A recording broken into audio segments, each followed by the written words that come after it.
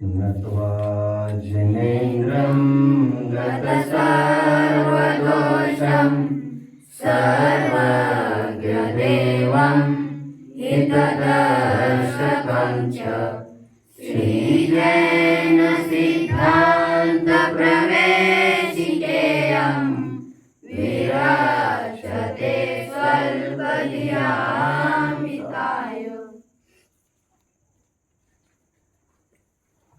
We are really very proud to be a citizen, a countryman of this great country, India, Bharat. रोज pledge हम बोलते हैं school प्रारंभ होने के पूर्व. India is my country, I love my country, all Indians are my brothers and sisters. बहुत सुंदर लाइन है बच्चों. I am proud of its rich and varied heritage. I am proud of its rich and varied heritage. समृद्ध वसीयत जो हमें मिली है परंपरा से, वो बड़ी समृद्ध है एंड विविधता उसमें समाई. And it happens only in India that Amritsar के स्वर्ण मंदिर की नींव एक सूफी संत ने रखी थी बच्चों. Is it not surprising? सूफी संत मतलब कौन? इस्लामिक. नींव किसकी रख रहे हैं आप? गुरुद्वारे की. एंड रिजल्ट देखिए, जब चिश्ती की दरगाह बनी थी तो उस पर फानूस चढ़ाने वाले इसी गुरुद्वार के विशेष लोग थे, सिख गुरु थे. जो अजमेरा ख्वाजा की दरगाह है वो जैन शिल्प पर खड़ी है. शाहजहां ने जो ताजमहल बनाया था वो कोई इस्लामिक ही सिंबल था ऐसा नहीं है. यह ध्यान में रखकर कि देश में हम रहते हैं वह सर्वधर्म समभाव वाला है, और इसीलिए उन्होंने वहां पर हिंदू संस्कृति के प्रतिरूपक कमल आदि का प्रयोग खूब किया जानबूझकर उसमें. निष्कर्ष क्या है बच्चों? निष्कर्ष इतना ही है, आई am proud of its rich and varied heritage. Bharat एक जबरदस्त डेमोक्रेटिक एंड सेकुलर कंट्री है. सेकुलर का तात्पर्य धर्मनिरपेक्षता. यह कोई जर्मनी जैसा नहीं है. नाजिज्म एंड फासिज्म में दो में लड़ाई करके केवल नाजिज्म जिएगा और 60 लाख को धाराशाही कर दिया वहां पर कि एक ही कास्ट जिएगी, ऐसा नहीं. यह धर्मनिरपेक्षता का देश है हमारा. यहां पर धर्म ऐसे कोई मायने नहीं रखता. थोड़े सैंपल्स में के रूप में मैं आपको बता देता हूं. मैं आपको बताना चाहता हूं हमारा देश महान कैसे है. आजकल हिंदू मुस्लिम का तो बहुत चलता है. शिवाजी महाराज को तो सब जानते ही है, महाराष्ट्र के तो आप हो ही. शिवाजी महाराज का खास आर्मी चीफ कौन था? नूर खान बेग. औरंगजेब का आर्मी चीफ कौन था? राजा जय सिंह, एक राजपूत. महाराणा प्रताप का आर्मी चीफ कौन था? हकीम खान. अकबर का आर्मी चीफ कौन था? राजा मान सिंह, अगेन राजपूत. ओ आपको लगेगा कितनी कंट्रोवर्सी है ये तो. राजा हिंदू एंड उनका आर्मी चीफ मुस्लिम। अभी नाना साहब पेशवा हुए पूना के, उनका आर्मी चीफ एक तात्या टोपे तो थे और एक थे हजीमुल्ला खान। बस इतनी सी भूमिका में इतना ही कहना चाह रहा हूं, यह धर्मनिरपेक्षता का देश है। यहां पर परस्पर विरोधी धर्म भी विरोध जैसे नहीं दिखकर अपने अपने मंतव्य अपने अपने घर पर रखकर वे इतनी उदारता जरूर रखते हैं कि वे एक प्लेटफॉर्म पर बैठ सकते हैं। अब जानते होंगे कुरान की भी कैसी रक्षा शिवाजी महाराज ने की थी, याद आ रहा है? यह कोई मुगलों जैसा धर्म नहीं है कि काफिरों को कौन सा कर लागू किया था? जिजिया कर नहीं जानते आप? जिजिया टैक्स हिस्ट्री में तो है ही, हिस्ट्री में नहीं आपको, हमने 10th के पहले पढ़ लिया था ये सब। औरंगजेब ने एक जिजिया टैक्स चालू किया था। सिख टेम्पल्स में जाते समय जो भी जैन टेम्पल्स में जाएगा, जो भी हिंदू टेम्पल में जाएगा, उनको टैक्स देना पड़ेगा। केवल मुस्लिम दरगाह में मस्जिद में जो जाएगा उनको टैक्स नहीं।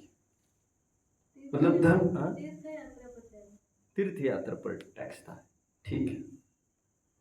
खैर निष्कर्ष मेरा इतना ही है, भारतीय संस्कृति में यह सब नहीं रहा। धर्मनिरपेक्षता, परस्पर विरोधी धर्म एक साथ रह सकते हैं, ऐसा यह उदार देश है। यह बड़ा मुश्किल है दिखना, एक नेवला और एक सांप आमने सामने शांति से बैठे हो अगल बगल में, ऐसा हो सकता है? एक शेर और गाय अपने जन्मजात बैर को भुलाकर बड़े वात्सल्य से पास में बैठे हैं। ये देखना, such moments can not be snapped very easily. जो एक दूसरों के जानी दुश्मन है, ऐसे बिल्ली और चूहा एक ही जगह, but Samosharan has made this idea a truth. Samosharan में यह सब हो सकता है जहां पर परस्पर विरोधी तत्व अपना बैर विरोध भुलाकर एक साथ बड़ी समरसता से रह सकते हैं। इतनी सी भूमिका का तात्पर्य इतना ही है बच्चों। जब उदार देश में यह हो सकता है, जब सेक्युलर कंट्री में, धर्मनिरपेक्ष कंट्री में यह हो सकता है, जब समोशरण में हो सकता है, हर एक वस्तु में ऐसी दिव्यता है कि वो परस्पर विरोधी धर्म को पनाह देता है। अब ये इमेजिन, अभी ये कोई सोचने की बात नहीं है, परस्पर विरोधी धर्म एक ही धर्म में कैसे रह सकते हैं? नित्य धर्म नित्य का ही काम करेगा और साथ साथ अनित्य धर्म अनित्य का काम करते हुए वो उसका विरोध भी नहीं करेगा। मैं मेरा काम करूंगा और तुम तुम्हारा काम करते हो, और कोई इमेजिन करेगा तद्दन विरुद्ध कार्य एक दूसरे कैसे कर सकते हैं? बट ऐसा होता है बच्चों। एक ही वस्तु में, एक ही द्रव्य में, अभी कहूं तो परस्पर विरोधी दो धर्म पाए जाते हैं।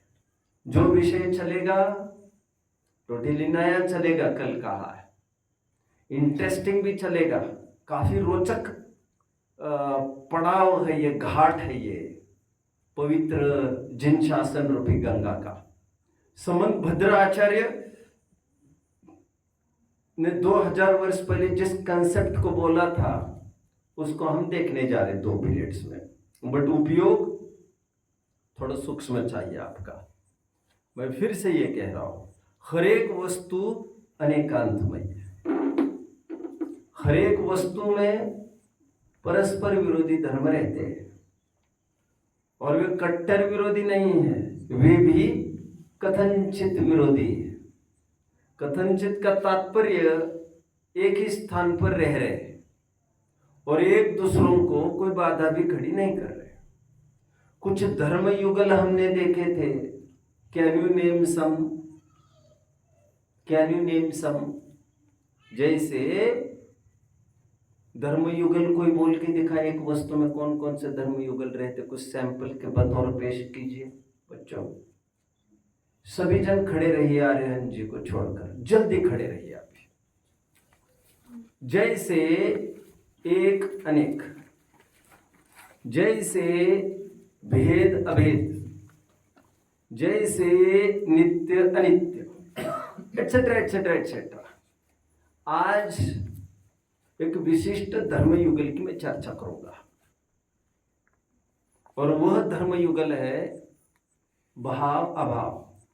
वैसे थोड़ी सी चर्चा मैं पूर्व में कर चुका हूं कभी, और उदाहरण भी जो मैं अभी दूंगा उसको भी मैं पहले कभी दे चुका हूं, लेकिन फिर से वस्तु एक भी है अनेक भी है। जैसे मैंने पूछा था, अभी पूछता हूं, तब तो नहीं पूछा होगा कभी। यह कितने हैं भैया जिनेंद्र? हाँ, एक भी और ऐसे 1 2 3। राइट। ये कितने हैं? एक है। फिर ये कितने हैं? ये भी एक है। अब ये कितने हैं? तो ये एक भी है और ये 3 भी है।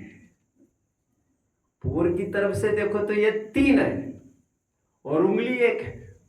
एक बैकग्राउंड है और इसके 3 हिस्से भी है। समझ में आया क्या कहा? एक अनेक रूप हर एक वस्तु है, भेद अभेद रूप हर एक वस्तु है। आज कौन से युगल की चर्चा करने? भाव अभाव। हर एक वस्तु भावात्मक भी है और अभावात्मक भी है। जैसे मैं आपको पूछता हूं बच्चों, प्रश्न पूछा होगा पहले कभी, आज फिर से प्रसंग है। मुझे ये बताइए पारस जी, मुझे ये बताइए ये है या नहीं है? ये है जो आपको दिख रहा है आंखों से, ये है कि नहीं है? है। Are you sure? फिर से कोई उत्तर बदलना है या नहीं है? फिर से, ये है या नहीं है? है। ये क्या है? आपके हाथ ऊपर करने से पहले नहीं था और अब है। अब कैसा है? है भी नहीं भी। अभी कैसा है? पहले की बात नहीं, अभी अभी वर्तमान स्टेटस बोलिए, है या नहीं है? है भी यह नहीं। है या नहीं है? अब है। अब देखिए बच्चों, जैन दर्शन ये कहता है यह है, ये जितना सत्य कथन है उतना ही सत्य कथन है यह नहीं है। तो कोई ये कहेगा ये तो साफ साफ दिख रहा है, ये नहीं है बोल रहे आप। तो कहते हैं यह है, यह नहीं है, यह डैश है, यह डैश नहीं है, यह हाथ है, यह पैर नहीं है, यह है और यह नहीं है। यह है भी है और नहीं भी है तो अब एक की ही तरफ से सिद्ध होता है, बट नहीं है हाथ के अलावा और सभी ऑर्गन से सिद्ध होता है। ये पैर भी नहीं है, ये आंख भी नहीं है, ये नाक भी नहीं है, ये नहीं है, ये नहीं है, ये नहीं है, ये नहीं है, ये नहीं है। समझ में आया क्या कहा? चलो अभी दूसरा प्रश्न पूछता हूं मैं आपको। यह हाथ है या नहीं है? बोलो अभय जी। यह हाथ है। पक्का?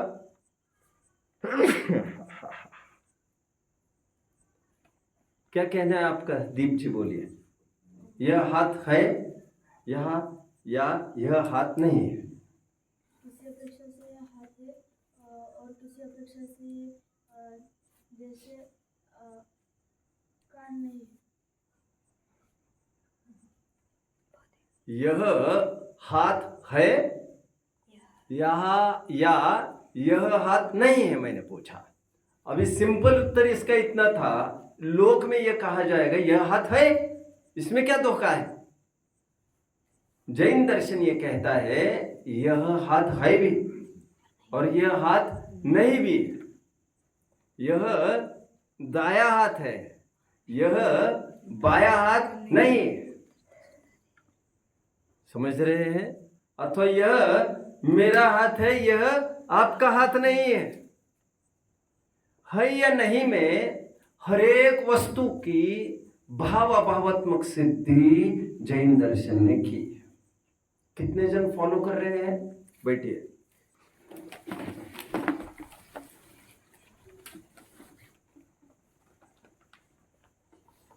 ऐसी कोई वस्तु बताओ बच्चों मुझे जो अभावात्मक है, जो है ही नहीं। ऐसी कोई वस्तु बताओ। और आश्चर्य है, कुछ मत वालों ने, कुछ धर्म वालों ने वस्तु को अभावात्मक मान लिया, सर्वथा अभावात्मक। मुझे वो वस्तु बताइए जो सर्वथा ही एग्जिस्ट नहीं करती, वो वस्तु बताओ। अरे आप कुछ भी वस्तु बताएंगे, वस्तु है तो उसमें अस्तित्व हुए बिना थोड़ी है। फिर वस्तु को अभावात्मक माना नहीं जा सकता। और एक बात कुछ कहना है आपको? एक वस्तु में दूसरी वस्तु अभावात्मक। राइट। अब तो पढ़ क्या है उसकी बात है ये ठीक है। बहुत अच्छा ये बोला। देखो, जैनेतरों ने वस्तु को सर्वथा अभावात्मक माना। सर्वथा अभावात्मक, वो है ही नहीं। तो जैन दर्शन वालों ने ये कहा, भैया कौन सी वस्तु नहीं है? कुछ भी नहीं है। वो कहते कुछ भी नहीं है। अच्छा, कुछ भी नहीं है। शून्यवादी कहते हैं उन्हें दर्शन में। क्या कहते हैं? कठिन कितने जन को लग रहा है? बहुत बढ़िया। चलो, आपको भी कठिन लग रहा है? कुछ शून्यवादी मत वाले हैं जो वस्तु को सर्वथा अभावात्मक मानते हैं। सर्वथा अभावात्मक मतलब, तो जब हमने पूछा वस्तु बताओ एक जो है ही नहीं, जो तुम बताओगे वो तो है ही। मतलब अभावात्मक मानना तुम्हारी कल्पना है। तो वो कहते नहीं, कुछ भी नहीं है यहां पर। कहते ये सब भ्रम है। मैंने एक बार ये विषय लिया था आपके बीच में, ठीक 15 पीरियड पूर्व के आसपास लिया था। जैन दर्शन ये कहता है, भैया ये सब भ्रम नहीं है, ये सब सत्य है। इसे अपना मानना जरूर भ्रम है, इसलिए जैन दर्शन में इसे सब भ्रम कहा है। ये सब धोखा है, ये सब इंद्रजाल समान है। इंद्रजाल समझ में आया बच्चों? इंद्रजाल मतलब बाजीगर जो कुछ करता है, उसके अपने जादू। वो कुछ दिखाता है, कबूतर वगैरह। आप हाथ छूने जाओ तो वहां पर मिलेगा कुछ भी नहीं, आपको कुछ भी नहीं मिलेगा वहां, बस दिखती हो वस्तु। रात में हम सपना देखते हैं, वहां पर सब कुछ महल वगैरह देखते हैं, कुछ वो एग्जिस्ट करता है। हम सिंहासन पर भी बैठे हैं, आंख खोलो तो कुछ है वहां पर। तो इसीलिए साहित्यिक ये कहते हैं ये सब दिवा स्वप्न है। वो रात में सोते समय देखा हुआ सपना है, जो सच्चा है क्या? वो आंख बंद का सपना है, ये भी सब झूठा है। कह रहे झूठा है सब जग व्यवहार, दुनिया is nothing but a beautiful lie. क्या कहा जाता है? दुनिया is nothing but a beautiful lie. यह सब झूठा है, झूठा, ये कुछ नहीं, ये कुछ नहीं। ऐसा बहुत लोग कहते हैं, बहुत लोग मानते भी है। जैन दर्शन कहता है सभी वस्तुएं है, वे हम में नहीं है। इस रूप से वे नहीं है कहो तो चलेगा। वे हम नहीं है, वे हम में नहीं है, वे हमारी नहीं है। इस न्याय से वे नहीं है कहोगे तो चलेगा। जैनेतरों ने सर्वथा अभावात्मक वस्तु को माना। उसे जैनियों ने कहा ऐसा तुच्छा भाव हम नहीं मानते। क्यों नहीं मानते? तो जैनियों ने तर्क दिया, कुछ भी नहीं है, तुम कहते हो, तू ये बता, तू मेरे सामने खड़ा है कि नहीं डिबेट करने के लिए? तो बाद में तू उछलने वाला है, मैं जीत गया, मैं जीत गया। तो तू कुछ है कि नहीं? जिस वचन से तुम डिबेट कर रहे हो वो वचन है कि नहीं?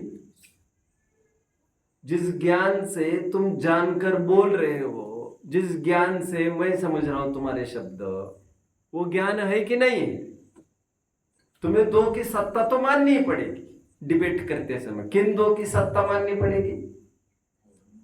किन दो की सत्ता माननी पड़ेगी बच्चों? डिबेट चल रहा है उसके बीच में 4 जन के अलावा खड़े रहिए सभी। फिर से तुम्हें दो चीज की तो सत्ता माननी पड़ेगी if the debate is suppose to continue. कौन सी दो की सत्ता माननी पड़ेगी? बोलो। वचन और ज्ञान। शाबाश। हम डिबेट करने के लिए खड़े हैं यहां पर आमने सामने। इन्हें 2 पॉइंट दे दो भैया। एक तो वचन तो मानने ही पड़ेंगे, नहीं तो तुम जिस वचन से दूषण दे रहे हो, मुझे एलिगेशन कर रहे हो, मेरा विरोध कर रहे हो, खंडन करने के लिए आए हो, वो शब्दों को माने कि नहीं माने हम? और शब्दों के पीछे ज्ञान है, जानने वाला, जनाने वाला, उसको हम माने कि नहीं माने? तो कुछ भी नहीं है ऐसा कैसे कह रहे हो तुम? फिर तो जिन वचनों से तुम ये कह रहे हो कुछ भी नहीं है, क्या वे वचन भी नहीं है क्या? समझ रहे हैं? इसे कहते न्याय में स्ववचन बाधित दोष। जैसे कोई ये कहे मैं वंध्या का पुत्र हूं। अरे तू होश में है? क्या बोल रहा है? क्या बोल रहा है वो? मैं वंध्या का पुत्र हूं। वंध्या किसे कहते हैं? जिसे कोई संतान नहीं होती। तेरा होना स्वयं में सिद्ध करता है कि तुम्हारी मां वंध्या नहीं है। समझ में आया? कोई ये कहे मुझे मौन है, तुम्हारा ये वचन निकलने वाले वे स्वयं में सिद्ध कर रहे हैं कि तुम्हें मौन नहीं है। कितने जन फॉलो कर रहे हैं मुझे? ये जो कह रहा है कुछ नहीं है, तुम ये बोलने के लिए किसका सहारा ले रहे हो? वचन का और ज्ञान का। तो वे भी नहीं है क्या कुछ भी कह रहे? और यदि नहीं है तो फिर डिबेट क्या चल रहा है फिर? ऐसा संबंध भद्र स्वामी ने एक कारिका में खंडन किया है। ऐसा लिखा उन्होंने, देखिए जरा। अभाव एकांत पक्षोपी, क्या कहा? यदि सर्वथा अभावात्मक वस्तु को माना जाए, यदि एकांत रूप से अभाव का ही पक्ष किया जाए, अभाव एकांत पक्षोपी भावापन्नवादी नाम, और भाव का निषेध किया जाए, सद्भाव का निषेध किया जाए, तो क्या दिक्कत आएगी? बोध वाक्यम प्रमाणम न। बोध भी सिद्ध नहीं होगा और वाक्य भी सिद्ध नहीं होगा, न ज्ञान सिद्ध होगा न वचन सिद्ध होंगे। केन साधन दूषणम, कौन से साधन से तुम हमें दूषण दोगे? फिर ये दो ही तो साधन है जिसके द्वारा तुम दूषण दे रहे हो, और उनकी नास्ती ही यदि माने, अरे तुम्हें मानना पड़ेगा, मानना पड़ेगा। और जैनियों ने इस बात की सिद्धि की, फिर हम तुच्छ भाव तो नहीं मानते, वस्तु को सर्वथा अभावात्मक तो नहीं मानते, बट हाँ हम कथनचित अभावात्मक मानते। और जब कथनचित अभावात्मक माना तो कथनचित भावात्मक भी माना। हर एक वस्तु कथनचित भावात्मक, कथनचित अभावात्मक का तात्पर्य हर एक वस्तु भावाभावात्मक है। स्वयं की तरफ से भावात्मक और बाकी वस्तु की तरफ से अभावात्मक। इसलिए अभाव की परिभाषा जैन दर्शन में वस्तु का नहीं होना नहीं, एक वस्तु का अन्य वस्तु में नहीं होना, उसे अभाव कहा है। कितने जन समझ रहे हैं मेरी बात? मुझे ये बताना है जैनेतर उनकी क्या मान्यता है अभाव के रूप में, और जैनियों ने कैसे खंडन किया, और जैनी क्या मानते हैं। ये जो बोल सकते हैं वे ही बैठे रहे, ये बैठने वाले खड़े रह सकते, खड़े रहने वाले बैठ सकते हैं।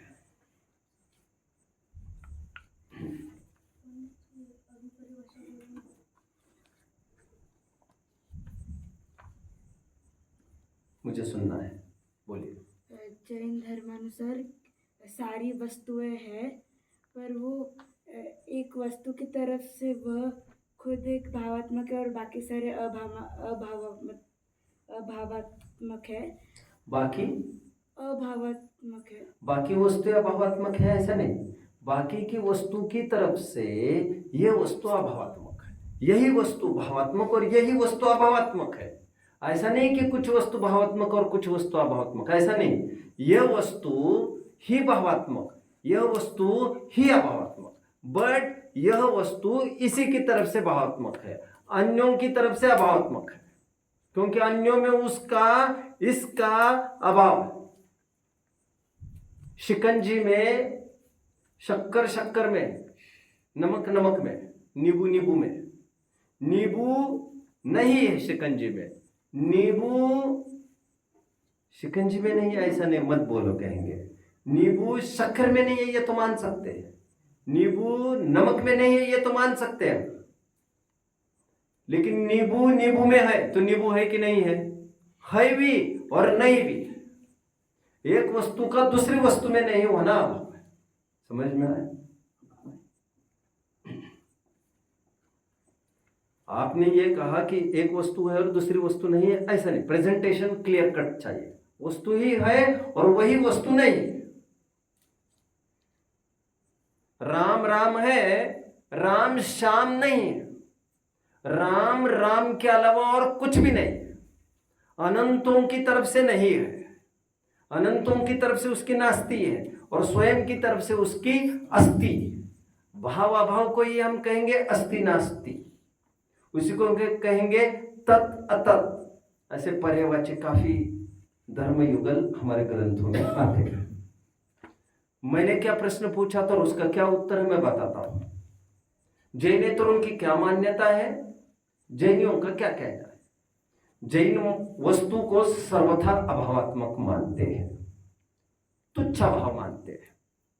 जैनियों ने यह कहा वस्तु को तुम सर्वथा अभावात्मक मानोगे, किसी अपेक्षा से भी भावात्मक नहीं मानोगे, तो यह कहने के लिए वचन का प्रयोग कर रहे हो, ज्ञान का प्रयोग कर रहे हो, क्या उसका भी अभाव तुम मानेंगे?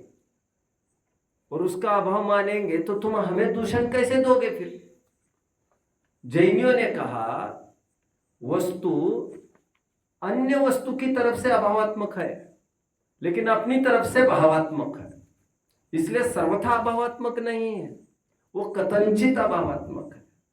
कथनचित अभावात्मक है मतलब कथनचित भावात्मक है, और कथनचित भावात्मक कथनचित अभावात्मक है, अपनी तरफ से है और बाकी अनंत वस्तुओं की तरफ से वो नहीं है। जैनियों ने ऐसा अभाव माना है, एक पदार्थ का दूसरे पदार्थ में नहीं होना, ऐसा अभाव जैनियों ने स्वीकार कर। ऐसे अभावात्मक तो सभी द्रव्य है, भावात्मक भी जो द्रव्य है वे ही द्रव्य अभावात्मक है, वे द्रव्य अन्यों में अभावात्मक है। कितने जन समझ रहे हैं मेरी बात को? ठीक है, ठीक है, बोलो। वस्तु और पदार्थ में हाँ, अभी बताऊंगा मैं, ये सब बताऊंगा। कितने जन रिपीट करेंगे मुझे मैंने जो कहा? बोल के दिखाओ, आप बोल के दिखाओ। वस्तु स्वयं की तरफ से भावात्मक है, पर अनंत की तरफ से अभावात्मक है। ठीक है, और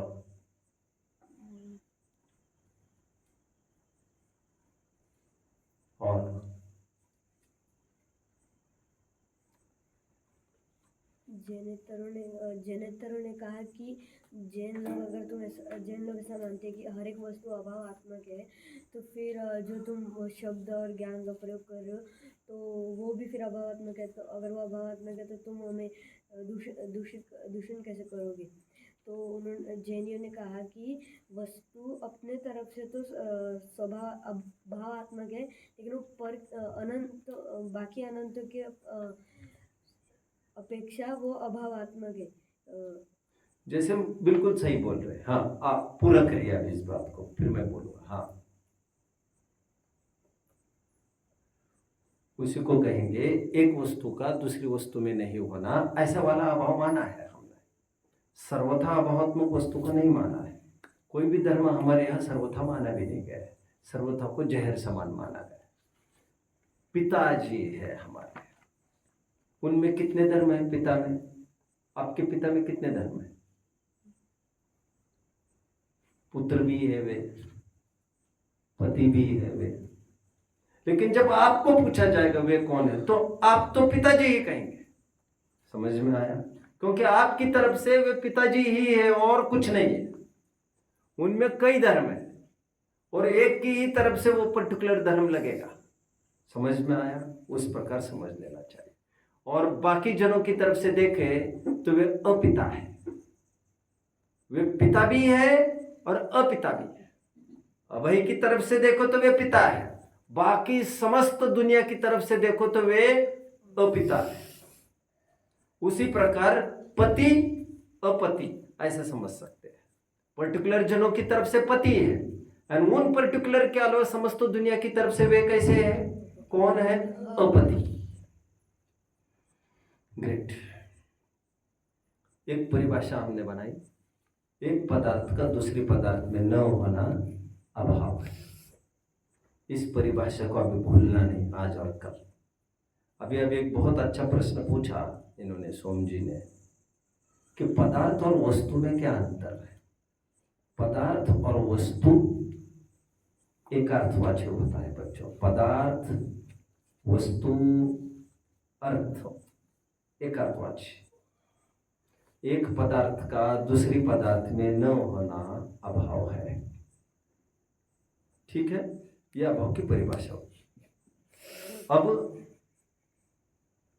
पदार्थ मतलब क्या? पदार्थ के तीन अर्थ जिनवानी में बताए गए हैं बच्चों। कौन कौन से आप बोलेंगे? बोलो। पहला तो नौ पदार्थ वो एक है, एक पदार्थ मतलब थोड़ा मुश्किल है आपको बताना, कभी चर्चा ही नहीं किए। पदार्थ, द्रव्य को भी पदार्थ कहते हैं, गुण को भी पदार्थ कहते हैं और पर्याय को भी पदार्थ कहते हैं। ये तीनों को पदार्थ संज्ञा है, इन तीनों को अर्थ संज्ञा है। जिनवानी में इन तीनों को क्या संज्ञा है? अर्थ, पदार्थ, वस्तु। जब वस्तु कहा तो समझ लेना चाहिए द्रव्य की तरफ भी संकेत हो सकता है, गुण की तरफ से भी हो सकता है और पर्याय की तरफ से भी हो सकता है। सामने वाला क्या चाहता है क्या मालूम। बट पदार्थ एक व्यापक शब्द है जो आप किसी के भी अर्थ में प्रयोग कर सकते हैं। मतलब पदार्थ द्रव्य भी हो सकता है, गुण भी हो सकता है और पर्याय भी हो सकता है। द्रव्य पदार्थ है, द्रव्य को तो पदार्थ कहेंगे, गुण को भी पदार्थ कहेंगे और पर्याय को भी पदार्थ कहेंगे। समझ रहे? चलिए अब परिभाषा जो लिखी आपने अभाव की, एक पदार्थ का दूसरे पदार्थ में न होने को अभाव कहते हैं। इस पदार्थ की जगह दो पदार्थ है ना, एक पदार्थ का दूसरे पदार्थ में, तो पदार्थ 1 पदार्थ 2, एक परिभाषा में दो जगह पदार्थ आया। पदार्थ की जगह बदल बदल के यदि द्रव्य, गुण और पर्याय ऐसा पलटते जाओ तो कितने जोड़े तैयार होकर कितनी परिभाषा होगी बच्चों? मुझे जल्दी बताएंगे आप? प्रश्न समझ रहे हैं मेरा? कौन समझ रहा है वैसे प्रश्न? क्या प्रश्न है? द्रव्य पदार्थ, गुण पदार्थ और द्रव्य पदार्थ, गुण पदार्थ और पर्याय वो बदल बदल कर कितने परिभाषा हो सकती है? ठीक है, और अच्छे से बोलो जरा, जिससे सबको समझ में आए। आप बोलिए। डेफिनेशन में पदार्थ की जगह द्रव्य, गुण, पर्याय का उपयोग करके कितनी परिभाषा बन सकती है? राइट, कितने चांसेस हो सकते हैं? समझे? एक पदार्थ का दूसरे पदार्थ में न होना अभाव है। अब पदार्थ की जगह आपको क्या करना है? कभी द्रव्य, कभी गुण, कभी पर्याय, ऐसा बदलते जाना, वन आफ्टर द अदर। ऐसा यदि सब्स्टिट्यूट करते जाएंगे तो ऐसी कितनी लाइंस तैयार होगी, अथवा यूं कहिए अभाव की कितनी परिभाषाएं तैयार होगी। वो अभाव, ये कॉमन अभाव की परिभाषा हुई, वह स्पेसिफिक अभाव की परिभाषा होगी। समझ रहे हैं ना? कितना होगा, आपको क्या लगेगा? चलिए लेट्स ट्राई, देखते हैं कितना होता है। पहले मैं चाहूंगा पदार्थ 1 में द्रव्य को रखे और पदार्थ 2 में एक काम करते हैं, पदार्थ 2 में भी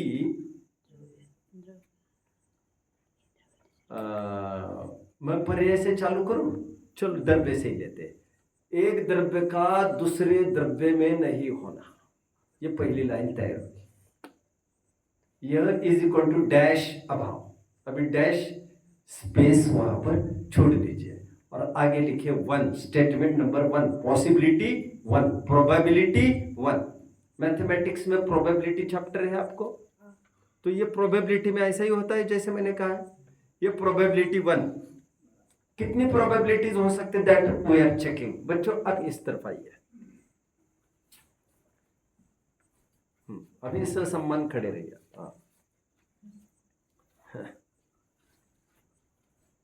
ठीक है, काय का उत्तर दिया था बेटा?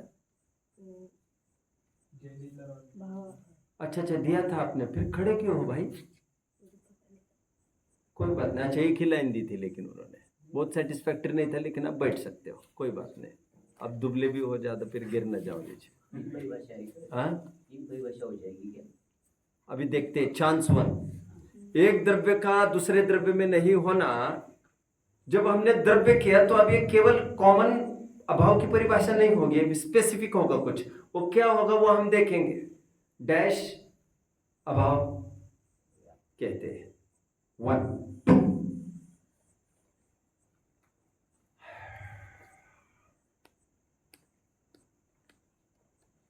एक द्रव्य का दूसरे गुण में, एक द्रव्य का उसी के गुण में, उसी के लिखना जरूरी है। एक द्रव्य का उसी के गुण में डैश अभाव है, पॉसिबिलिटी 2। शाबाश शाबाश। एक द्रव्य का उसी की पर्याय में डैश अभाव है, पॉसिबिलिटी 3। कितनी पॉसिबिलिटीज हुई है? 3। Let's proceed ahead. एक गुण का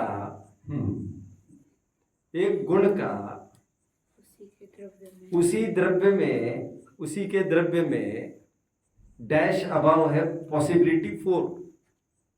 एक गुण का उसी द्रव्य के गुण में, दूसरे गुण में, साफ साफ लिखिए आप, उसी द्रव्य के दूसरे गुण में डैश अभाव है, पॉसिबिलिटी 5। एक गुण का उसी द्रव्य की उसी की पर्याय में,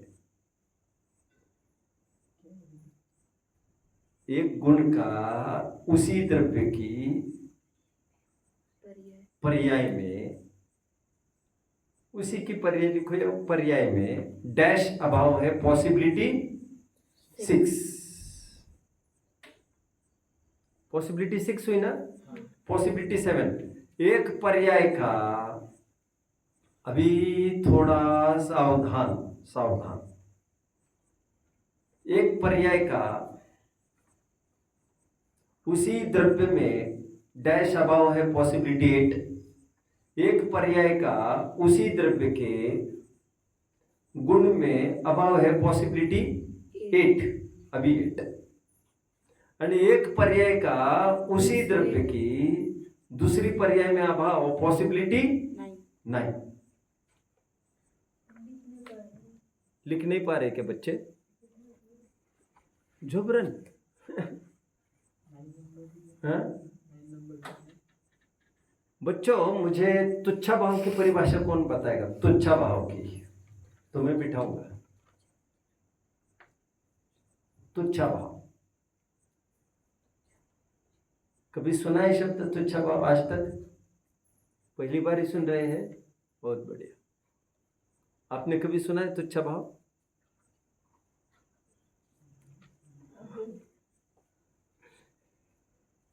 तुच्छा भाव का अर्थ होता है सर्वथा अभाव, जो जैनेतर मानते हैं।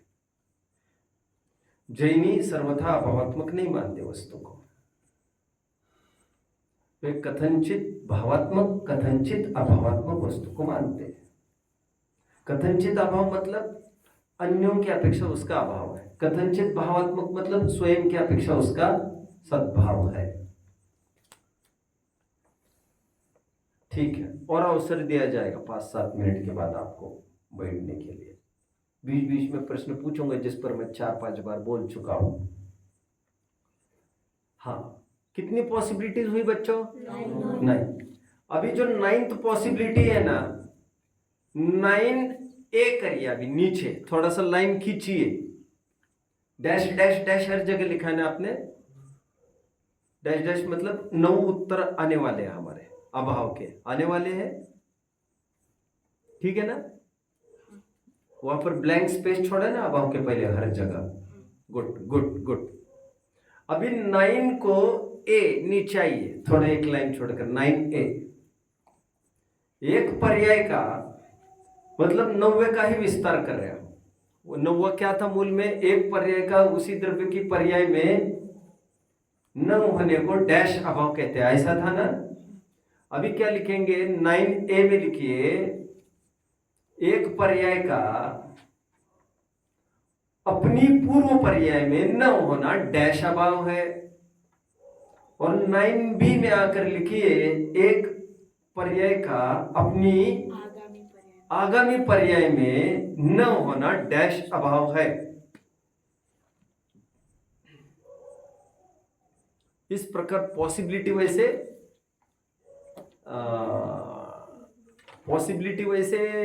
10 हो गए, 10 पॉसिबिलिटीज हो गए। 9 को ही हमने 9A 9B किया है। अब 1 मोर पॉसिबिलिटी नीचे लिख लीजिए जरा। ये 9 पढ़ के देखा ना, 9 में क्या लिखा है? 9 में एक पर्याय का उसी द्रव्य के लिखा है, दूसरे पर्याय में न होना भाव। अभी एक काम करिए और एक पॉसिबिलिटी नीचे लिखिए। ये पॉसिबिलिटी 10th मतलब 11th पॉसिबिलिटी है कुल मिलाकर। आप समझ रहे बच्चों? 9A 9B किया था ना अपन ने, तो या तो उसको 9 और 10 ही कर दीजिए फिर डायरेक्ट। बट रेदर मुझे लग रहा है कि आप 9A 9B बने रहने दीजिए उसे। क्या पहले 9 प्लस ये 2 11। फिर एक काम करिए, 9 को 9 रखिए, फिर 10 11 जो मैंने अभी कही, ऐसा करिए। चलिए, और 12th पॉसिबिलिटी लिखिए आप। एक पर्याय का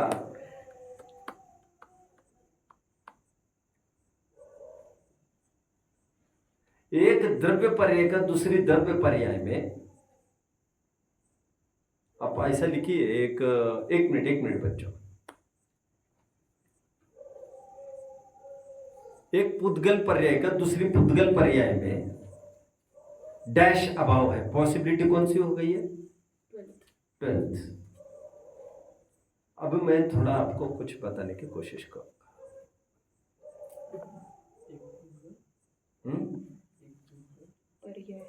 एक पुद्गल पर्याय का दूसरे पुद्गल पर्याय में डैश अभाव। अभी तो लिख लीजिए, मैं समझाऊंगा अभी। चलो बच्चों, मुझे पदार्थ के पर्यायवाची नाम कौन कौन बताएगा? पदार्थ के पर्यायवाची नाम बोलो। द्रव्य पदार्थ, गुण पदार्थ और पर्याय पदार्थ। द्रव्य पदार्थ, गुण पर्याय और द्रव्य पदार्थ, गुण पदार्थ और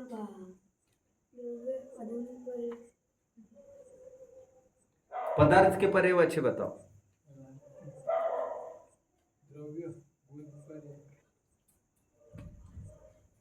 पदार्थ के पर्यायवाची। वस्तु अर्थ वस्तु अर्थ पदार्थ ये तीनों पर्यायवाची एक दूसरों के अर्थ में इस्तेमाल किए जा सकते। नाउ जब हम पदार्थ कहते हैं तो संकेत किसकी तरफ रहता है? जब हमने पदार्थ कहा तो पदार्थ का कहकर उसका वाच्यभूत वस्तु क्या है? पदार्थ संज्ञा किसकी तरफ संकेत करती है? द्रव्य द्रव्य की तरफ, गुण की तरफ अथवा पर्याय की तरफ? द्रव्य, गुण और पर्याय ये तीनों पर्यायवाची नहीं है, एक अर्थ में नहीं है। बट जब हमने पदार्थ कहा तो कहने वाले का संकेत तीनों की तरफ से कहीं भी हो सकता है, क्योंकि तीनों का एक ही नाम है। क्या है वो? पदार्थ। और पदार्थ का ही अर्थ होता है अर्थ वस्तु।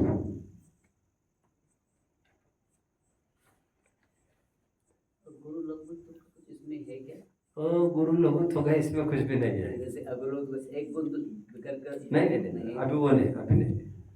अब अभी पूरा थीम पता चलेगा, अभी मैं बताऊंगा 10-15 मिनट में। देखो बच्चों, क्लियर हो गया सब? अभी मेरी तरफ ध्यान दीजिएगा सभी। एक द्रव्य का दूसरे द्रव्य में न होना इतना ही अभाव धर्म नहीं बताता है। तो एक गुण भी दूसरे गुण में नहीं है और एक पर्याय भी दूसरे पर्याय में नहीं है। द्रव्य स्वातंत्र का ही धर्म नहीं है, ये वस्तु स्वातंत्र का धर्म है। वस्तु स्वातंत्र मतलब यहां पर द्रव्य भी स्वतंत्र है, गुण भी स्वतंत्र है और पर्याय भी स्वतंत्र है। द्रव्य स्वतंत्र है मतलब अन्य द्रव्यों से निरपेक्ष। गुण स्वतंत्र है मतलब उसके साथ रहने वाले बाकी के अनंत गुणों के साथ भी वो निरपेक्ष है। अन्य द्रव्यों के गुणों के साथ निरपेक्ष है ये नहीं, उसी द्रव्य के बचे हुए अनंत गुणों से भी वो निरपेक्ष है। और पर्याय भी निरपेक्ष है मतलब पर्याय भी स्वतंत्र है मतलब जो पर्याय उत्पन्न हुई है और उत्पन्न होगी वो भी आगे पीछे की पर्याय स्वतंत्र है। और साथ में चलने वाली जितनी पर्याय है, कितनी अनंत पर्याय एक साथ चलती है एक द्रव्य में, वे भी सब स्वतंत्र है, एक दूसरों से संबंधित नहीं है। इसे कहते हैं वस्तु स्वातंत्र्य। हर एक द्रव्य स्वतंत्र, हर एक गुण स्वतंत्र और हर एक पर्याय स्वतंत्र। जीव है वो काम पुद्गल नहीं कर सकता, पुद्गल है वो काम धर्म आदि नहीं कर सकता, यह द्रव्य स्वातंत्र्य हो गया। ज्ञान का काम दर्शन नहीं कर सकता, चारित्र नहीं कर सकता, यह हो गया गुण स्वातंत्र्य। मिथ्या दर्शन का काम सम्यक दर्शन नहीं कर सकता, सम्यक दर्शन का काम मिथ्या दर्शन नहीं कर सकता। अथवा मिथ्या दर्शन का काम मिथ्या चारित्र नहीं कर सकता और सम्यक दर्शन का काम सम्यक चारित्र नहीं कर सकता और सम्यक चारित्र का काम सम्यक दर्शन नहीं कर सकता। यह पर्याय स्वातंत्र्य हो गया। इसे कहते वस्तु स्वातंत्र्य। एक द्रव्य दूसरे द्रव्य पर डिपेंडेंट नहीं है, यह तो द्रव्य स्वातंत्र्य हो गया। लेकिन एक गुण दूसरे गुण पर डिपेंडेंट नहीं है, यह गुण स्वातंत्र्य हो गया। एक पर्याय दूसरे पर्याय पर डिपेंडेंट नहीं है, यह पर्याय स्वातंत्र्य हो गया। पर्याय स्वातंत्र्य में मैं ये नहीं कह रहा हूं कि एक पर्याय दूसरे द्रव्य की पर्याय से इंडिपेंडेंट है, उसी द्रव्य की अन्य पर्याय से भी इंडिपेंडेंट है। अन्य द्रव्यों की पर्याय से इंडिपेंडेंट तो है ही। वस्तु स्वातंत्र का क्या अर्थ बता रहा हूं बच्चों, कौन बताएगा मुझे? बहुत बढ़िया, बहुत बढ़िया। अब बैठिए, अब बैठिए।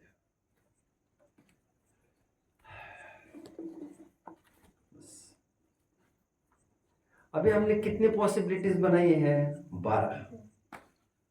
आचार्यों ने इनके विविध नाम दिए। वो क्या नाम दिए अब हम देखेंगे।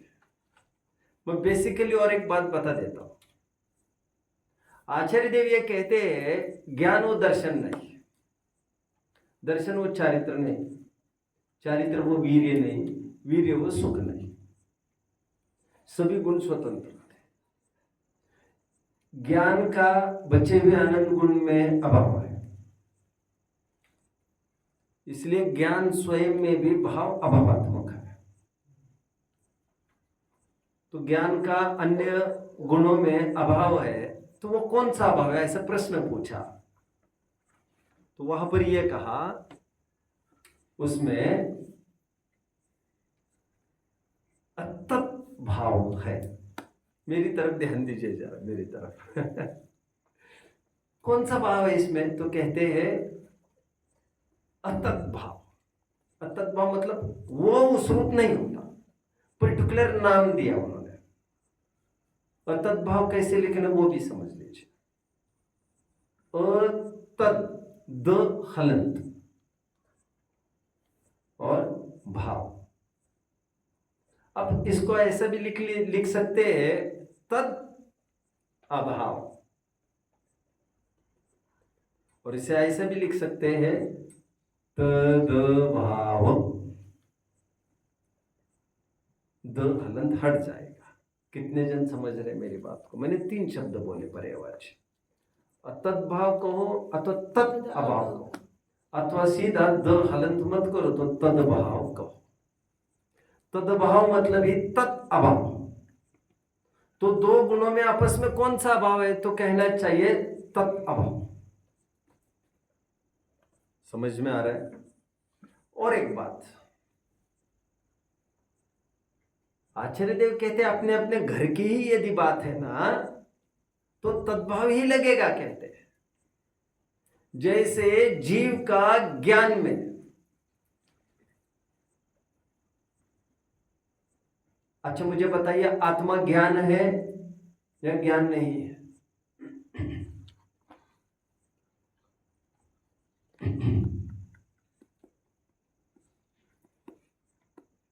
इसकी गाथा है प्रवचन सार में 37 वगैरह की। मैं जो प्रश्न पूछ रहा हूँ साधारण नहीं है, ये मुझे कहना है।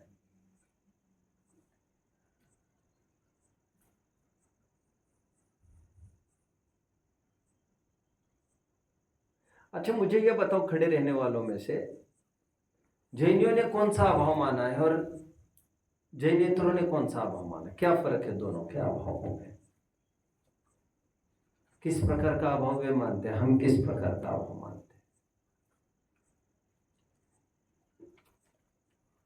मैं बताता हूं बच्चों।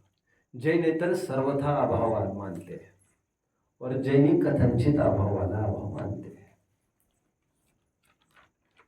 सिंपल प्रश्न था, बीच बीच में मैं चांस देता रहूंगा बैठने के लिए। तो मैं क्या कह रहा था बच्चों अभी? हाँ, आत्मा ज्ञान है या नहीं, मेरा प्रश्न है।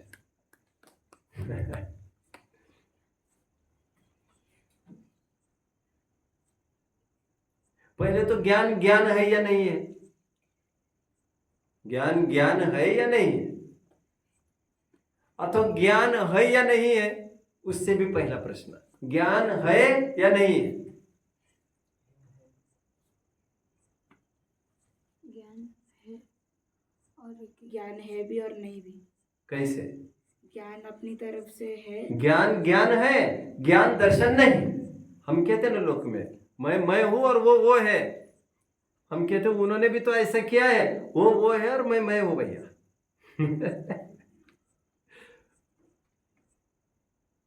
वो अलग है और मैं अलग है। कोई कहते ना अरे तुम्हारे पापा भी अच्छे से बोलते हैं हमारे साथ, तुम क्यों इतने उद्दंडता से बात कर रहे हो? कहते क्योंकि वे है और मैं हूं। समझ में आया? ये उद्दंडता का प्रमाण भी पेश कर रहा है और ऐसे बोलकर। ज्ञान है या नहीं है बच्चों? ज्ञान है भी और ज्ञान नहीं भी है। ये कौन सा अभाव है? तदभाव। अब ज्ञान दर्शन आदि नहीं है, बट साथ में और एक बात फलित होती है, ज्ञान ज्ञान है और ज्ञान आत्मा नहीं है। वही मैं पूछ रहा हूं, आत्मा ज्ञान है कि नहीं? अभी मैं द्रव्य की तरफ से पूछ रहा हूं, आत्मा ज्ञान है कि नहीं? समय सार में यह पढ़ाया गया है, आत्मा को हो ज्ञान को हो एक ही बात है। तो ग्रंथ में कहते हैं आत्मा कथनचित ज्ञान है और कथनचित दर्शन है, कथनचित चारित्र है, कथनचित वीर्य है, आदि आदि आदि आदि। आत्मा ज्ञान रूप ही नहीं है। तो इस प्रकार आत्मा कथनचित ज्ञान रूप है और कथनचित ज्ञान रूप नहीं है। कथनचित ज्ञान में अभाव है उसका, तो वो कौन सा अभाव है? तो आचार्य कहते हैं द्रव्य और गुण में भी तद अभाव लगेगा। दो परस्पर गुणों में भी तद अभाव, द्रव्य और गुण में भी बच्चों तद अभाव, तद अभाव। और एक प्रश्न बच्चों, दर्शन अथवा श्रद्धा मिथ्या दर्शन है क्या? श्रद्धा मिथ्या दर्शन है क्या? अभी मैं श्रद्धा का गुणों के साथ नहीं, श्रद्धा का द्रव्य के साथ भी नहीं, श्रद्धा का मैं पर्याय के साथ रिलेट करना चाहता हूं, आप समझ लीजिए। तीसरी बात पर मैं खड़ा हुआ था, श्रद्धा मिथ्या दर्शन है क्या? है भी और नहीं भी, कथनचित है, कथनचित मिथ्या दर्शन रूप है, कथनचित सम्यक दर्शन रूप भी है। अनंत पर्याय हो रहे, कभी मिथ्या दर्शन रूप होगा, कभी सम्यक दर्शन रूप भी होगा। तो श्रद्धा का अपनी ही पर्याय सम्यक दर्शन हो मिथ्या दर्शन हो, उसके साथ तद्भाव है, कथनचित अभाव। श्रद्धा मिथ्या दर्शन है कथनचित, कथनचित श्रद्धा श्रद्धा ही है, श्रद्धा मिथ्या दर्शन नहीं होती कथनचित। क्योंकि मिथ्या दर्शन तो नष्ट हो जाएगा, श्रद्धा तो अनादि निधन बरकरार रहेगी। तो कथनचित है और कथनचित नहीं है। पत्नी क्या कहती है? पति ही मेरे सब कुछ है, पति ही मेरे सब कुछ है। क्या सर्वथा ये सही कथन है क्या? उन्होंने किया वो भोजन मेरे पेट में जाएगा क्या? उनका मरना मेरा मरना है क्या? उनका सिर दर्द होना मेरा सिर दर्द होना है क्या? वह बीमारी होने से यहां दवा ली जाएगी क्या? नहीं, ऐसा नहीं। द्रव्य का गुण के साथ, गुण का पर्याय के साथ, और तीसरी बात द्रव्य का पर्याय के साथ, तीनों में अपने घर की बात में उन्होंने तदभाव लगाया है। समझ रहे हैं? मतलब 12 केसेस में कितनी जगह तदभाव मिल रहा है बच्चों आपको? 12 केसेस में कितनी जगह तदभाव मिल रहा है? 9, कितनी जगह मिल रहा है?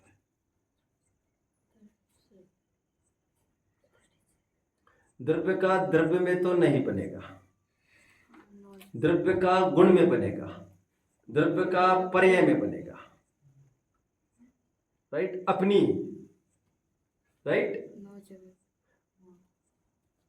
9 जगह कैसे बोले आप? 12 में से हाँ, आपने काउंट भी किया क्या? नहीं, अब मैं अभी काउंट नहीं कर पाया हूं, मैं अभी बाद में कल ही सब बताऊंगा 1 बाय 1। और एक प्रश्न फिलअप कल करेंगे, फिलअप कल।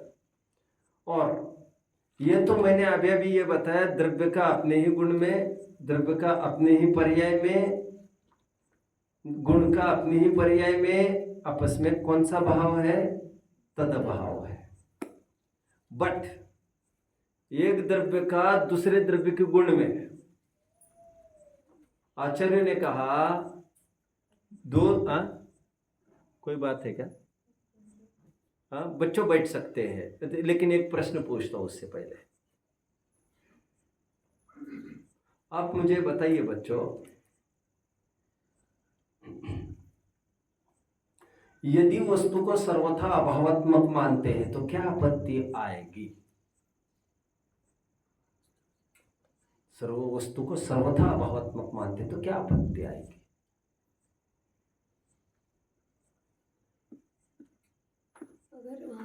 आपको बोलना है, आप हाथ ऊपर आ रहा है आपका?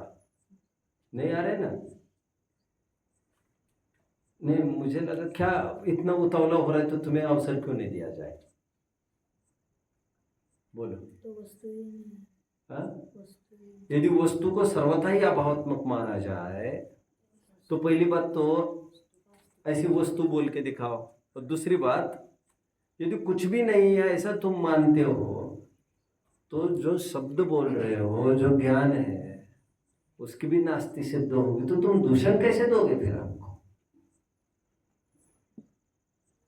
ये फिर से का अवसर था, इनको कोई बैठ सकता है क्या? कोई बात नहीं। अभाव की परिभाषा बोलो बच्चों, कोई एक ही जन है। चलो अभी तुम बैठ जाओ, बस मैं आगे बढ़ता हूँ।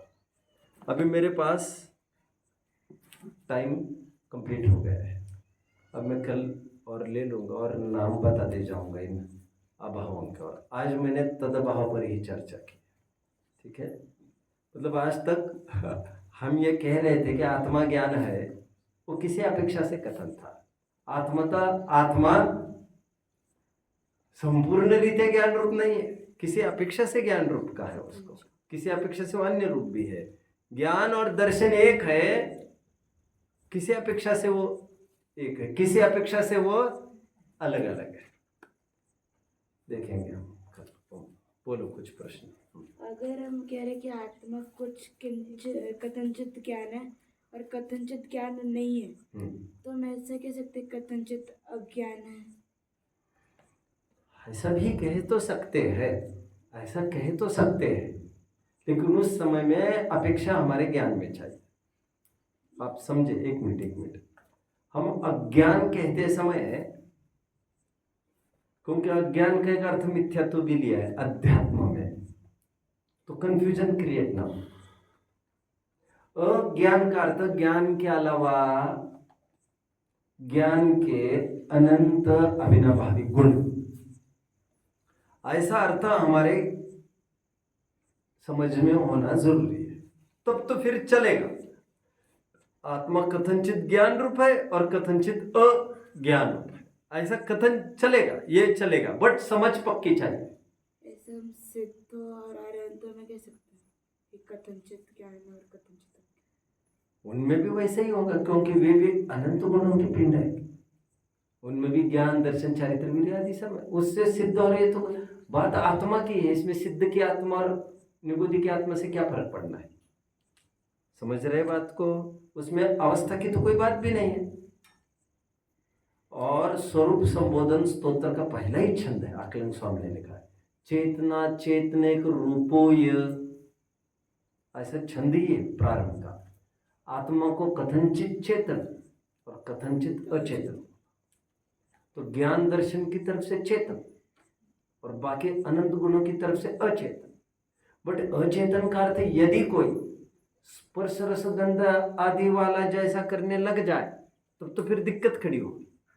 तो बोलने में कुछ भी चलेगा, समझ पक्की होनी चाहिए, क्या बोला जा रहा है, क्यों बोला जा रहा है, आशय उसका क्लियर होना चाहिए। समझ में आया?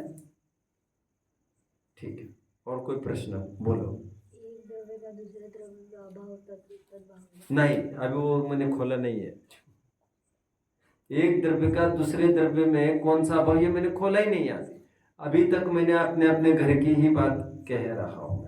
मैं धीरे धीरे कदम रखूंगा, समझ रहे? कल होपफुली मेरा पूरा हो जाएगा तो उसमें आपको सभी अभावों के नाम मिल जाएंगे। आज केवल मैंने तो दो भाव ही पढ़ा पाया हूं, और क्या क्या अभाव संभव है वो हम कल देखेंगे। ठीक है? 12 में से कितनी पॉसिबिलिटीज में तद अभाव लागू होता है, ये होमवर्क। भैया समझ में आ रहा है आपको क्या कहा? एक द्रव्य के दूसरे द्रव्य में तद अभाव, ऐसे तो मैंने बोला भी नहीं है। सब कोई तद अभाव थोड़ी लागू होंगे, ऐसा नहीं है। ठीक है? केवल द्रव्य का अपने गुण के साथ, गुण का अपनी पर्याय के साथ, अथवा दो एडजेसेंट गुण के साथ गुणों में, अथवा दो एडजेसेंट पर्याय में अतद्भाव लागू होता है। समझ में आया क्या कहा? दो बराबरी के गुण में लिख लीजिए, तद्भाव किसमें?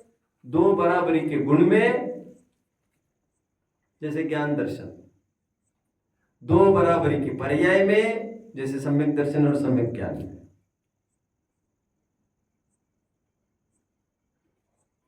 ज्ञान का गुण का पर्याय में, ठीक। और द्रव्य का गुण में, द्रव्य का पर्याय में कितने हो गए? पांच हो गए। तदभाव की पॉसिबिलिटीज कितनी हो गई? दो बराबरी के गुणों में, दो बराबरी के पर्यायों में, गुण की पर्याय में, द्रव्य का गुण में, द्रव्य के पर्याय में, द्रव्य का पर्याय में, 5 पॉसिबिलिटीज है तदभाव की। इन सब में तदभाव लागू होगा। समझ में आया क्या कहा? क्या नहीं समझ में आया? बोलो। दो बराबरी के गुण होंगे तो ऐसे क्यों नहीं सकते? द्रव्य, एक द्रव्य का दूसरे द्रव्य कहाँ है? वो तो वही द्रव्य है ना। दूसरा द्रव्य कहाँ है? दूसरा द्रव्य होगा तब तो फिर उसका एनालिसिस कल, आज नहीं हो। समझ रहे? कल मैं खोलूंगा इसको, कल खोलूंगा। ठीक है, चलो।